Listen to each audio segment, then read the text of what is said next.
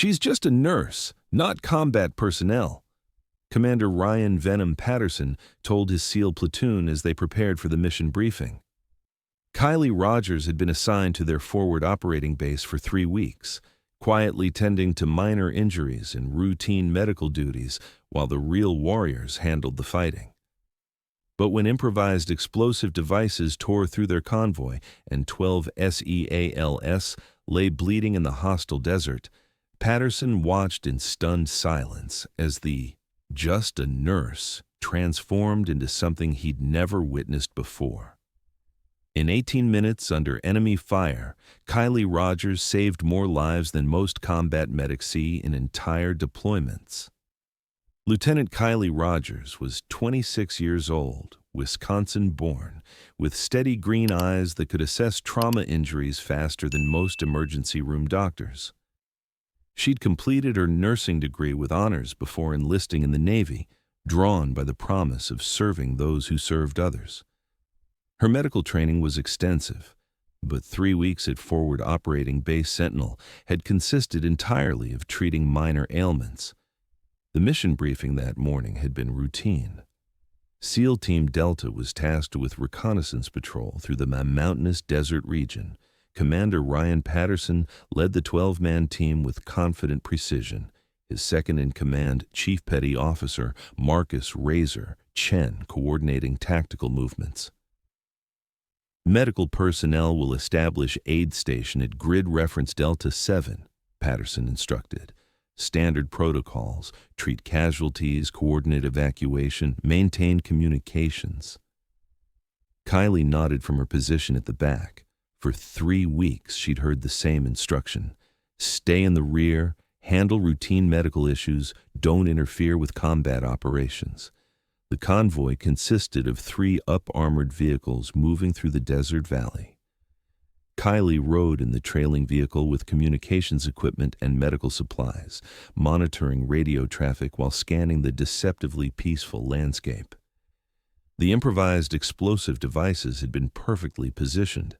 The first IED detonated under the lead vehicle, lifting the armored truck into the air before slamming it back in a twisted mass of metal. The second explosion targeted the vehicle that swerved to avoid the first blast. The third was command detonated when the convoy stopped, destroying communications and severing contact with base support. Kylie's vehicle avoided the explosions but was thrown sideways by concussive force. When she regained consciousness, her first thought wasn't about her injuries. It was about the 12 SEAL operators scattered across a kill zone designed to eliminate American forces. "Medical emergency!" Chief Chen's voice cut through radio static. "Multiple casualties. Urgent surgical required." Through smoke and debris, Kylie could see the devastation. The lead vehicle was destroyed, its occupants thrown across desert sand. The second had rolled twice, leaving passengers with traumatic injuries. The third was burning, with figures moving weakly in the wreckage. Commander Patterson was crawling toward his wounded operators, blood streaming from a head injury. "Rogers! We need immediate medical assistance." This was the moment when everything Kylie had trained for came together in 18 minutes that would redefine combat medicine. Kylie grabbed her medical kit and her M4 carbine, a weapon she'd qualified with but never expected to use, and ran directly toward the casualties. Her focus was entirely on the wounded SEALs who needed immediate intervention.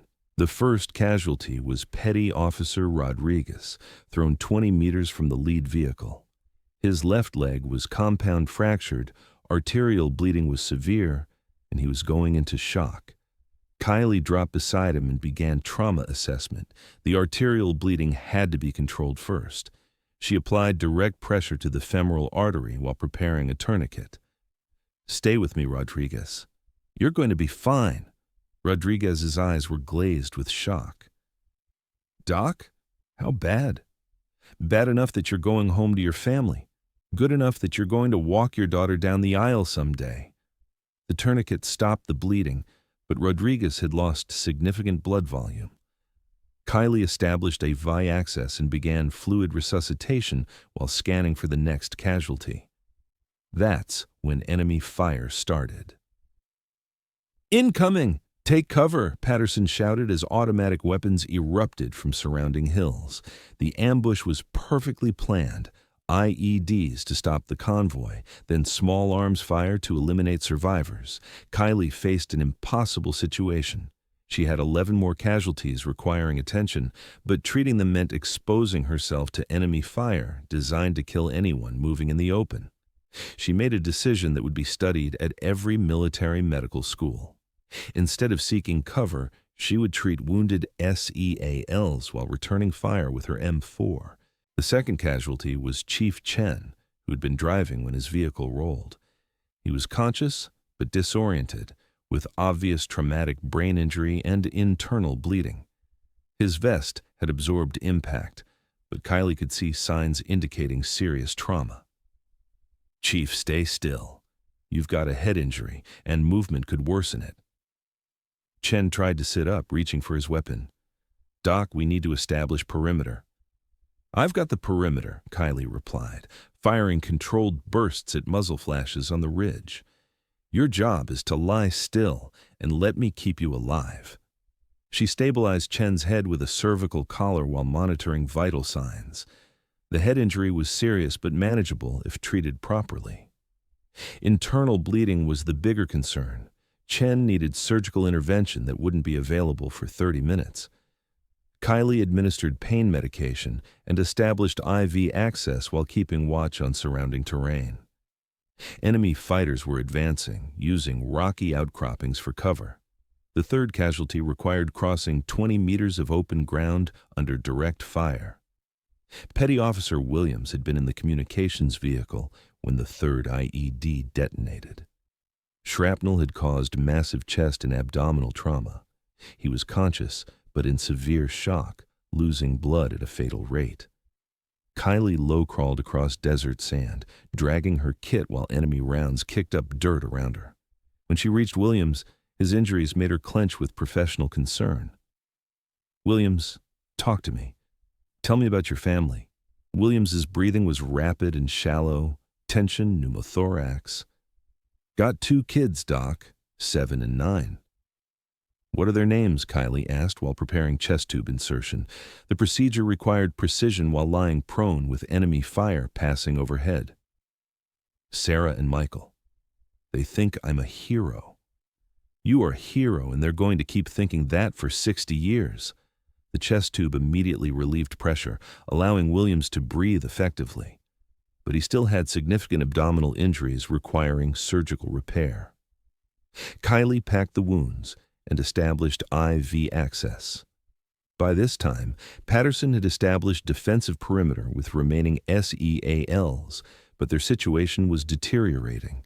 They were surrounded, had limited ammunition, and multiple casualties requiring evacuation. "Rogers!" "Medical assessment?" Patterson called. Kylie looked at casualties she'd treated and 8 more needing attention. In conventional situations, at least 6 would require immediate helicopter evacuation to survive. "Commander, 12 casualties with varying trauma degrees, 3 urgent surgical, 5 priority, 4 delayed.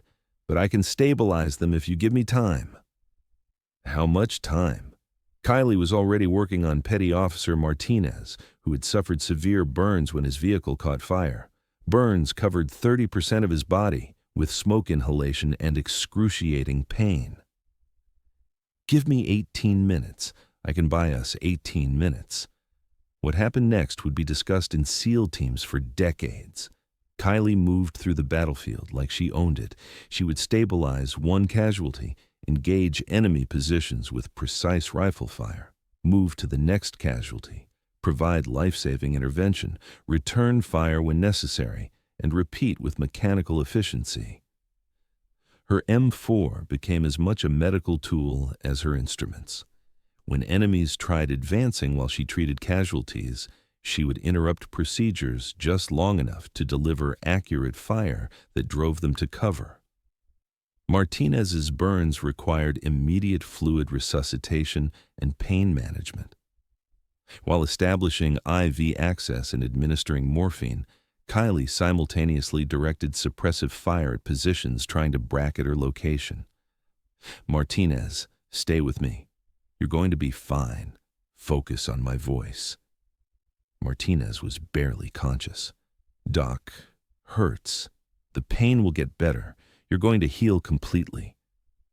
The fifth casualty was Petty Officer Santos, the vehicle gunner, when IEDs exploded. The blast caused traumatic amputation of his left hand and severe lacerations across his upper body. Santos was staring at his amputated hand with shock that could become panic. "Santos, look at me! Not your hand!" Kylie commanded while applying a tourniquet. "You're going to be fine. This is survivable, and you're going home." "Doc, my hand." "Your hand is gone, but your life isn't.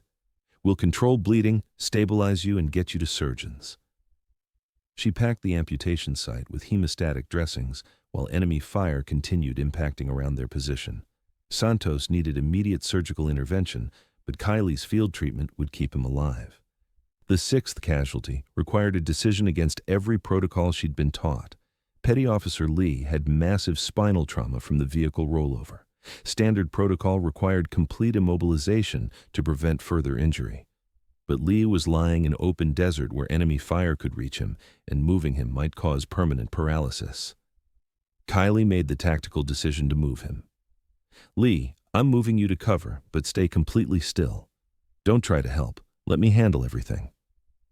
She dragged Lee to cover while maintaining spinal alignment, a procedure requiring both medical knowledge and physical strength. Once behind cover, she stabilized his spine and assessed for additional injuries. The remaining casualties clustered near the burning vehicle. Johnson had shrapnel wounds to legs and abdomen.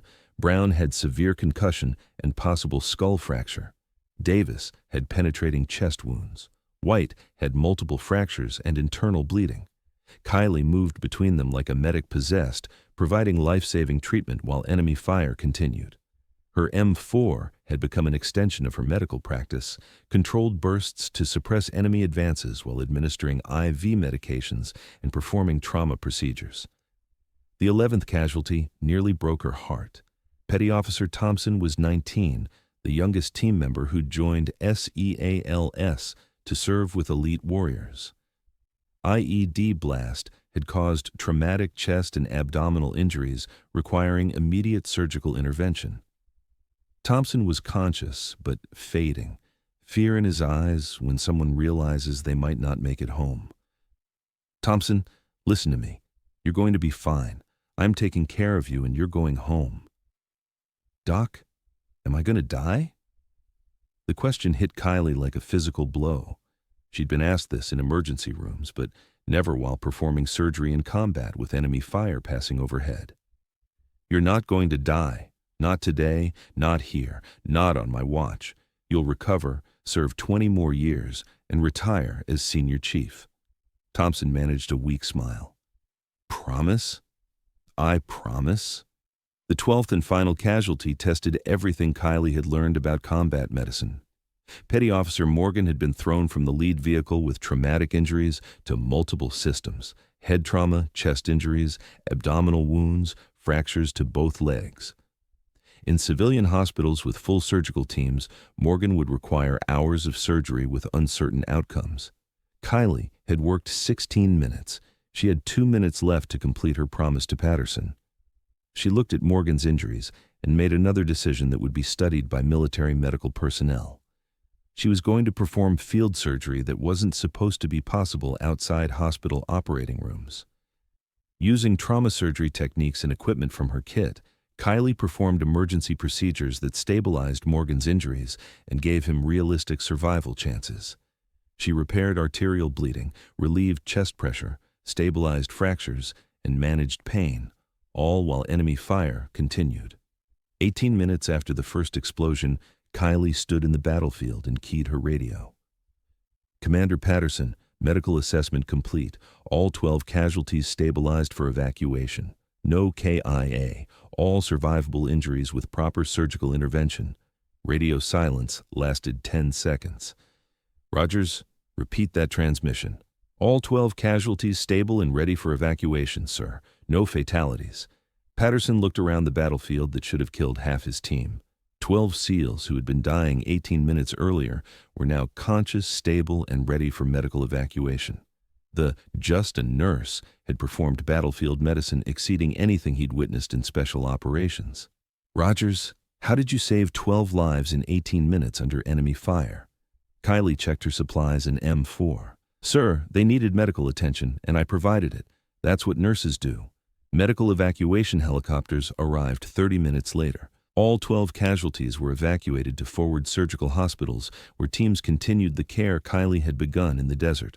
Every single SEAL survived. The after-action medical report became required reading at military medical schools worldwide. The tactical analysis was unprecedented.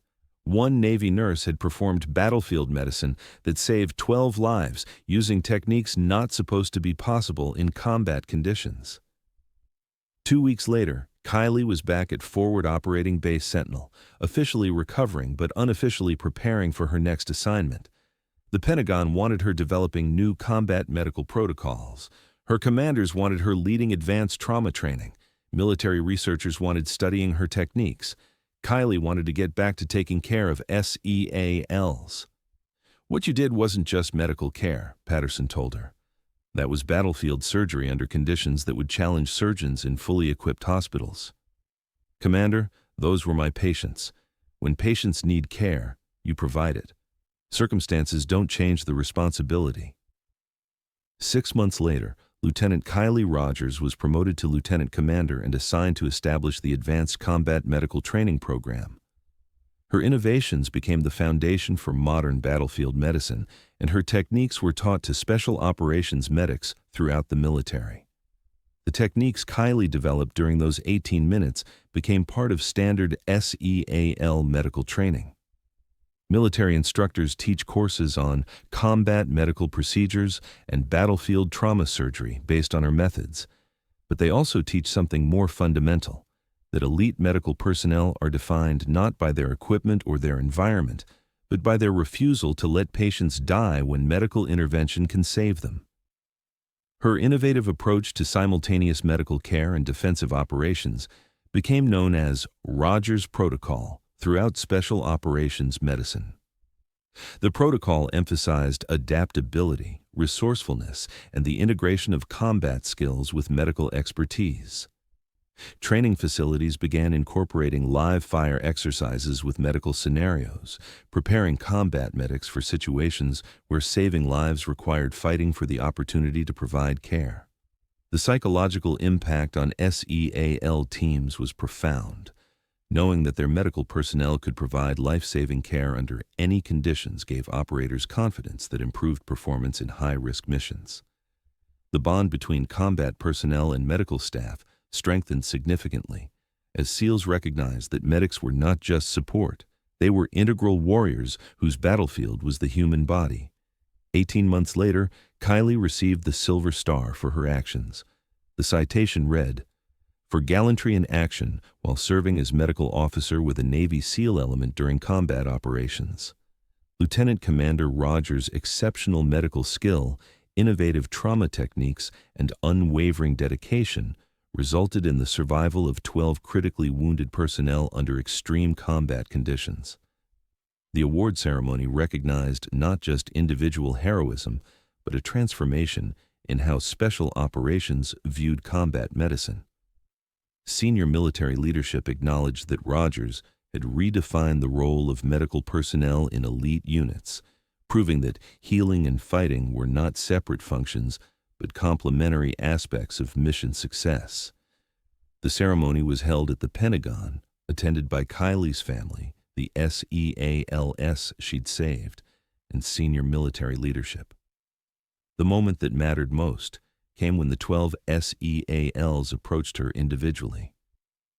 "Doc," Rodriguez said, walking on his prosthetic leg, "my daughter asked me to give you something." He handed Kylie a drawing by a 7-year-old showing a woman in military uniform with stethoscope and rifle, standing over stick figures labeled "Daddy's Friends." At the bottom, "Thank you for saving Daddy." "Rogers," Patterson said during the reception, "when I first met you, I thought medical personnel were support staff who stayed behind lines. You taught me that medical personnel are warriors who fight death instead of enemy soldiers." "Commander, we're all on the same team. We just use different tools to complete the mission." Kylie continued serving in Special Operations Medicine for 4 more years, participating in countless missions where her medical innovations made the difference between success and failure. She never again treated 12 casualties simultaneously under fire, but faced numerous situations where conventional medical protocols would have failed. "The thing about Doc Rogers," Patterson explained to new SEAL medics, "is that she doesn't accept that any medical situation is hopeless. When we thought half our team would die, she found ways to save everyone. That's what makes someone exceptional. Not training or equipment, but refusal to let patients die when medical intervention can prevent it." 5 years later, Commander Kylie Rogers was assigned to lead the Special Operations Medical Research Division. Her laboratory became the center for developing new combat medical techniques that would save lives in future conflicts. "Anyone can learn medical procedures," she would tell new combat medics during their intensive training sessions. "The military teaches trauma surgery, emergency medicine, and casualty evacuation protocols. But what it can't teach is the mindset that refuses to accept patient death when medical intervention can prevent it." She would pause, studying the faces of students who would soon face their own impossible situations in combat zones around the world. The difference between competent medics and exceptional medics isn't technical knowledge or access to advanced equipment. It's the absolute determination to provide medical care regardless of circumstances. It's the certainty that your patients will survive because you refuse to let them die. Her training programs became legendary for their realism and intensity. Students learned to perform complex medical procedures while under simulated enemy fire, to make life or death triage decisions in seconds, and to integrate combat skills with medical expertise seamlessly.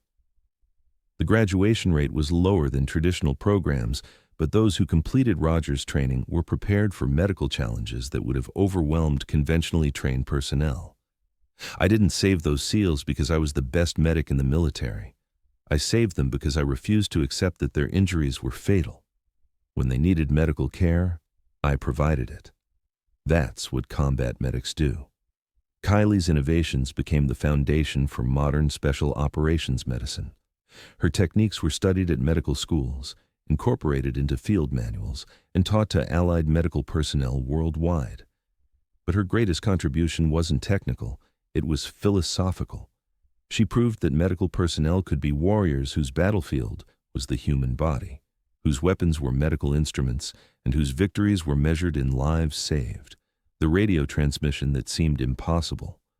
All 12 casualties stable and ready for evacuation. "No fatalities" became legendary throughout the Special Operations medical community.